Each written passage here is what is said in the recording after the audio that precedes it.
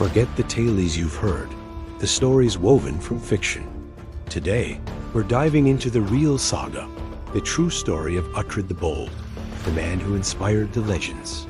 His life was a storm of fire and steel, set against the backdrop of a land torn between Saxons and Danes. This is the history behind the hero.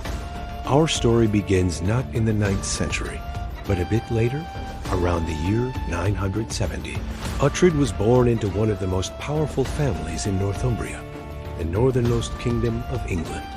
His father was Wulftheof, the alderman of Bamburg, a fortress so mighty it was known by its old name, Bebbanburg. This wasn't just a castle. It was the heart of their power, a symbol of defiance perched on the rugged coast, staring down the Viking threat. Uhtred was destined from birth to rule this fierce, independent corner of the world. From a young age, Uhtred was groomed for leadership. He would have learned the arts of war and diplomacy, witnessing firsthand the treacherous politics of the time. England was a fractured land, a patchwork of competing kingdoms. The Danelaw, a vast territory controlled by Viking settlers, was a constant presence. Alliances were fragile, and loyalty was a currency often spent. For a young lord of the north, survival meant being both a warrior and a shrewd negotiator.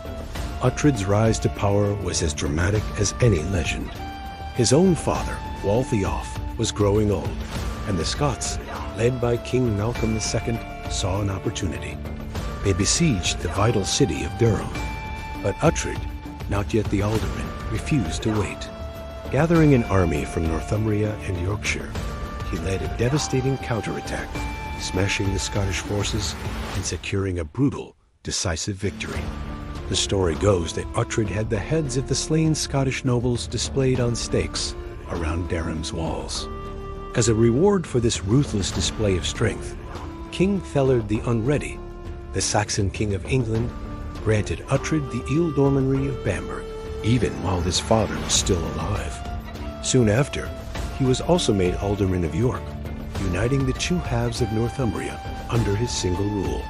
He was now the most powerful man in the north, a shield against both the Scots and the Danes. Like any great lord of his time, Uhtred's marriages were political tools. His first wife was Egfrida, the daughter of the Bishop of Durham. This marriage brought him lands and influence, cementing his power within the church and the region. But politics is a fickle game. Uhtred would later set her aside, marrying Siege, the daughter of a wealthy citizen from York, likely to strengthen his hold on his new southern territory. After her, he married again, this time to the daughter of King Thellard himself. He was playing the great game, weaving his family into the very fabric of English royalty. But Uhtred's destiny was tied to the tides of war. In 1013, the formidable Danish king Sweyn Forkbeard invaded England. King Thellard fled, and the country crumbled. Uhtred, seeing the inevitable, had no choice but to submit to Sweyn. He swore fealty to the new Danish king. It was a pragmatic move, a choice made to protect his people and his lands. Loyalty, for Uhtred, was first and foremost to Northumbria. When Sweyn Forkbeard died suddenly, history took another sharp turn.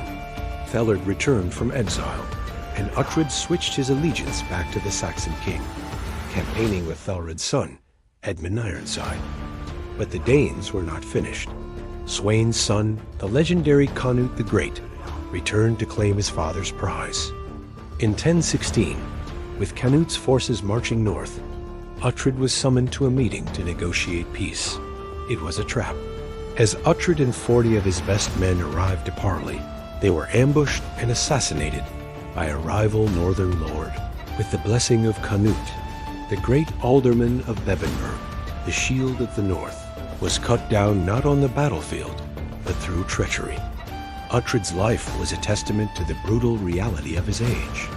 He was a product of a violent world, a man who had to be ruthless to survive, a leader who balanced ambition with a fierce loyalty to his homeland.